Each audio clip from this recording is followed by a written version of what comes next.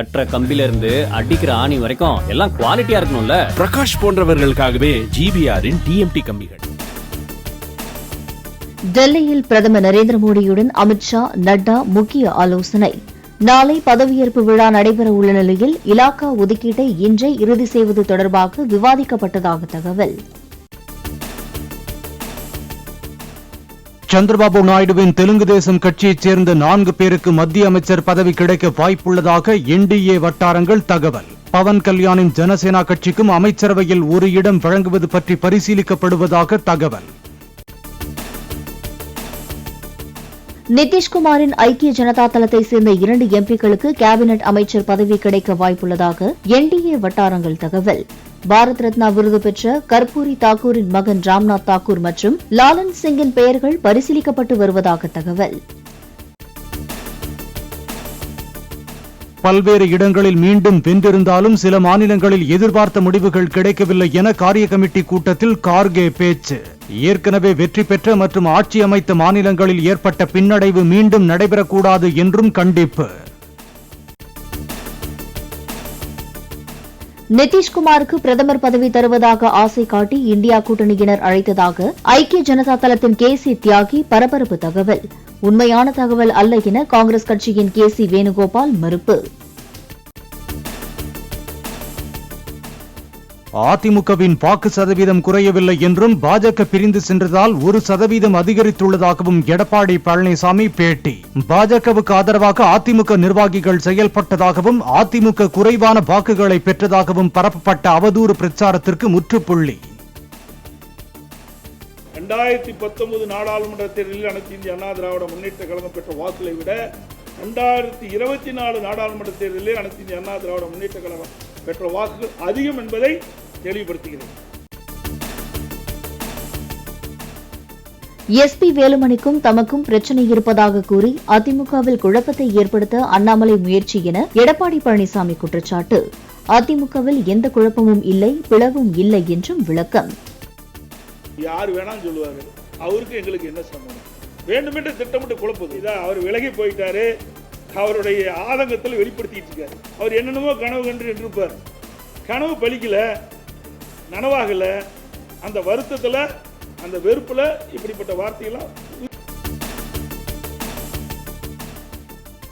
விஜயவாடா அடுத்த கன்னாவரத்தில் முதலமைச்சராக சந்திரபாபு நாயுடு பதவியேற்கும் விழாவுக்கான ஏற்பாடுகள் தீவிரம். வரும் 12ஆம் தேதி மாலையில் நடைபெறவுள்ள நிகழ்ச்சிக்கான பாதுகாப்பு ஏற்பாடுகளை ஆய்வு செய்த அதிகாரிகள். மோடி அமைச்சரவை பதவியேற்பு நிகழ்ச்சியில் திரிணாமுல் காங்கிரஸ் பங்கேற்காது என்று மம்தா பானர்ஜி அறிவிப்பு. தேர்தல் முடிவுகள் மோடிக்கு எதிராக வந்துள்ளதால் அவர் பிரதமராக பதவியேற்கக்கூடாது என்றும் கருத்து. நாடாளுமன்றத்தில் 3வது அதிக எண்ணிக்கை கொண்ட கட்சியாக சமாஜ்வாதி வென்றுள்ளதாக அகிலேஷ் யாதவ் பெருமிதம். எதிர்மறை அரசியல் முடிவுக்கு வந்து நேர்மறை அரசியல் தொடங்கியுள்ளதாகவும் கருத்து. ஓபிஎஸ் அணியிலிருந்து விலகுவதாக புகழேந்தி அறிவிப்பு. கட்சியை ஒன்றிணைப்பதற்காக கேசி பழனிசாமி, ஜேசிடி பிரபாகரனுடன் இணைந்து ஒருங்கிணைப்பு குழு அமைத்திருப்பதாக சென்னையில் பேட்டி. சேரன் எக்ஸ்பிரஸ் ரயில் முன்பதிவில்லா பெட்டியில் துப்பாக்கியை காட்டி மத்திய ரிசர்வ் போலீசார் மிரட்டியதாக பயணிகள் குற்றச்சாட்டு. ஜோலார்பேட்டையில் ரயிலை நிறுத்தி பயணிகள் போராட்டத்தில் ஈடுபட்டதால் வேறு ரயிலுக்கு மாற்றப்பட்ட மத்திய ரிசர்வ் போலீசார். தென்னிந்திய பகுதிகளின் மேல் வளிமண்டல சுழற்சி நிலவுவதன் எதிரொலி. நீலகிரி, கிருஷ்ணகிரி, ஈரோடு, கோவை ஆகிய மாவட்டங்களின் ஓரிரு இடங்களில் இன்று கனமழை பெய்யக்கூடும் என வானிலை மையம் தகவல். அடுத்த 5 நாட்களுக்கு தமிழ்நாட்டின் ஓரிரு இடங்களில் லேசானது முதல் மிதமான அளவில் மழை தொடர வாய்ப்பு. சென்னையில் அடுத்த 24 மணி நேரத்திற்கு மிதமான மழை பெய்யக்கூடும் என்றும் வானிலை மையம் தகவல். நீட் தேர்வு முறைகேடு புகார்கள் குறித்து குழு அமைத்து விசாரிக்கப்படும் என மத்திய உயர்கல்வித்துறை செயலர் அறிவிப்பு. வெளிப்படைத்தன்மையுடன் தேர்வு முடிவுகள் வெளியிடப்பட்டதாகவும் மதிப்பெண் வழங்கப்பட்டதில் எந்த குளறுபடியும் இல்லை எனவும் பேட்டி. தமிழகத்தில் பள்ளிகள் திறக்கப்படும் ஜூன் 10ஆம் தேதியன்றே சுமார் 71 லட்சம் புத்தகங்கள் வழங்க நடவடிக்கை. மாணவ மாணவிகளுக்கு சுமார் 61 லட்சம் நோட்டுகளை வழங்குவதற்கும் பள்ளிக்கல்வித்துறை ஏற்பாடு.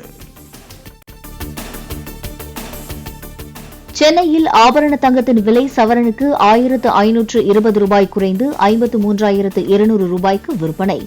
1 கிராம் தங்கம் 6,650 ரூபாய்க்கு விற்பனையாகிறது. தஞ்சாவூரில் இருவேறு இடங்களில் அச்சுமுறிந்து சாலை ஓரங்களில் நிறுத்தப்பட்ட அரசு பேருந்துகள். பழைய பேருந்துகளின் இயக்கத்தை நிறுத்திவிட்டு புதிய பேருந்துகளை பயன்பாட்டிற்கு கொண்டுவர கோரிக்கை. திருச்சி ரவுடி கொம்பன் ஜெகன் என்கவுண்டர் செய்யப்பட்ட விவகாரம் தொடர்பாக எஸ்பிக்கு இன்ஸ்டாவில் மிரட்டல் வீடியோ.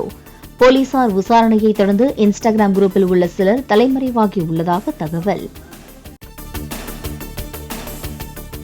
ஆஸ்துமா நோயாளிகளுக்கு இந்த ஆண்டின் மீன் மருந்து சிகிச்சை ஹைதராபாத்தில் தொடக்கம். 175 ஆண்டுகளாக ஜூன் மாதத்தில் ஒரு குடும்பத்தினர் மூலிகை மருந்துடன் உயிருள்ள சிறிய மீனை விழுங்கச் செய்து சிகிச்சை.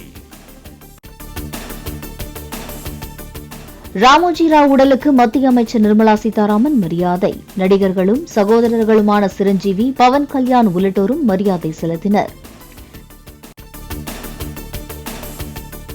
ராமோஜி குழும நிறுவனர் ராமோஜி ராவின் உடலுக்கு சந்திரபாபு நாயுடு அஞ்சலி. இயக்குனர் ராஜமௌலி, இசையமைப்பாளர் கீரவாணி உட்பட திரை உலகினர் பலர் கண்ணீர் மல்க அஞ்சலி செலுத்தினர்.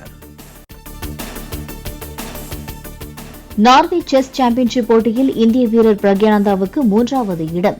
சாம்பியன் பட்டத்தை 6வது முறையாக வென்றார் நார்வேயை சேர்ந்த மேக்னஸ் கார்ல்சன். கட்டுற கம்பில இருந்து அடிக்கிற ஆணி வரைக்கும் எல்லாம் குவாலிட்டியா இருக்கணும்ல. பிரகாஷ் போன்றவர்களுக்காகவே GBRன் TMT கம்பிகள்.